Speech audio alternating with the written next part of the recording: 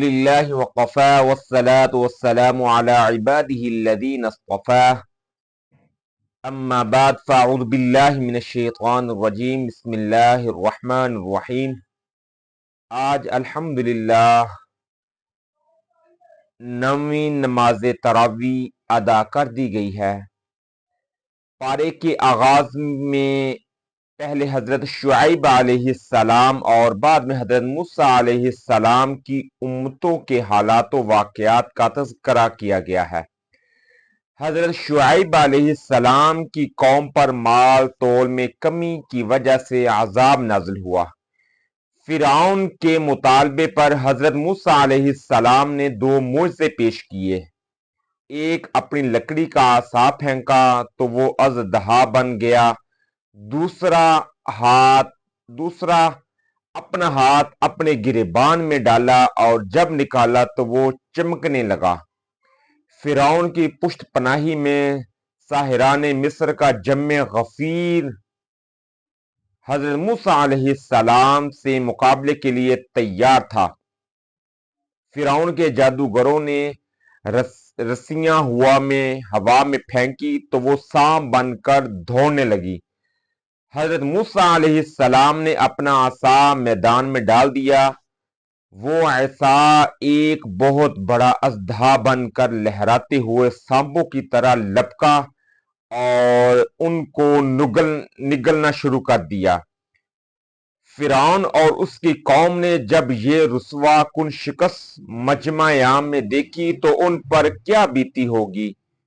فرعونی جادوگر یہ منظر دیکھ کر سجدہ میں گر پڑے اور حضرت موسیٰ علیہ السلام اور ہارون علیہ السلام کے پروردگار پر ایمان لانے کا اعلان کر دیا۔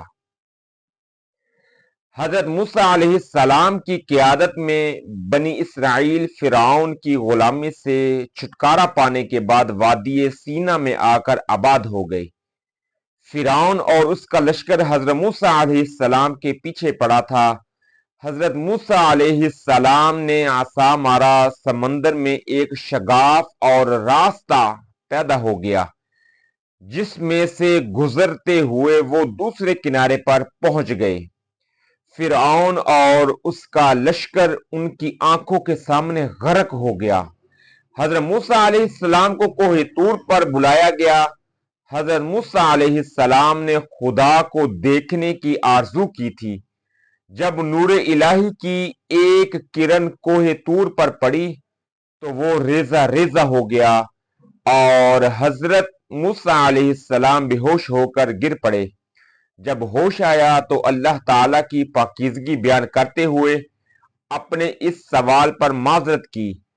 حضرت موسیٰ علیہ السلام کو نسخہ ہدایت و رحمت عطا فرمائی گئی۔ صحرا میں پانی بالکل نایاب تھا، کوئی چشمہ اور کنواں نہ تھا۔ حضرت موسیٰ علیہ السلام کی قوم نے شدت پیاس سے بے قابو ہو کر آپ علیہ السلام سے پانی کا مطالبہ شروع کر دیا۔ حضرت موسیٰ علیہ السلام نے حکم ربی سے اپنا عصا کو پتھر پر مارا تو اس سے 12 چشمے پھوٹ پڑے اور آپ علیہ السلام نے ایک ایک چشمہ ایک ایک قبیلے کے لیے مختص کر دیا تاکہ باہمی جھگڑے کی نوبت نہ آئے۔ سورہ اعراف کے آخر میں حضور اکرم صلی اللہ علیہ وسلم سے مخاطب ہو کر ارشاد فرمایا جا رہا ہے، اے نبی صلی اللہ علیہ وسلم، ہم نے روز اول تمام انسانی روحوں کو جمع کر کے ایک میثاق لیا تھا کہ کیا میں تمہارا رب نہیں ہوں؟ تو سب روحوں نے ایک ہی جواب دیا تھا، بے شک آپ ہمارے رب ہیں۔ اللہ تعالیٰ اس عہد سے بے خبر نہیں ہے۔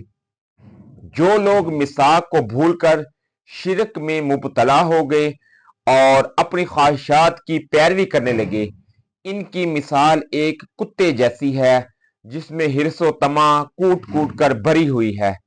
ایسے لوگ حصول دولت کے لیے کتے کی طرح ہر حال میں ہانپتے پھرتے ہیں۔ پارے کے آخر میں اموال غنیمت، انفال کے معنی اموال غنیمت ہے۔ सूरत के आगाज में अमवाल गनीमत के अहकाम बयान हुए हैं। कबल अज इस्लाम अहले अरब किसी कानून और ज़ाब्ते के पाबंद न थे। उनकी जिंदगी की सारी सरगर्मियां उनकी लाउबाली मजाजों से वाबस्ता थी। अहले अरब के पुराने रस्म व रवाज के मुताबिक माल गनीमत की जो चीज जिसके हाथ लग गई लेकर चलता बना और दूसरे मुंह तकते रह गए। फरमाने रबूबियत है, या रसूल अल्लाह सल्लल्लाहु अलैहि वसल्लम आप फरमा दीजिए कि माल गनीमत के मालिक अल्लाह और उसके रसूल है। इसलिए अल्लाह का रसूल सल्लल्लाहु अलैहि वसल्लम अपने मालिक के हुक्म से जिस तरह चाहे तकसीम फरमा दे, किसी को एतराज का हक ही नहीं। मोमिनीन अल्लाह और उसके रसूल सल्लल्लाहु अलैहि वसल्लम की इताअत करते हैं। सिर्फ वो ही सच्चे मोमिनीन है। जब अल्लाह ताला का जिक्र किया जाता है तो उनके दिल कांप उठते हैं, और जब उन पर अल्लाह ताला की आयतें पढ़ी जाती हैं तो ये उनके ईमान को बढ़ा देती है और वो सिर्फ अल्लाह पर भरोसा रखते हैं।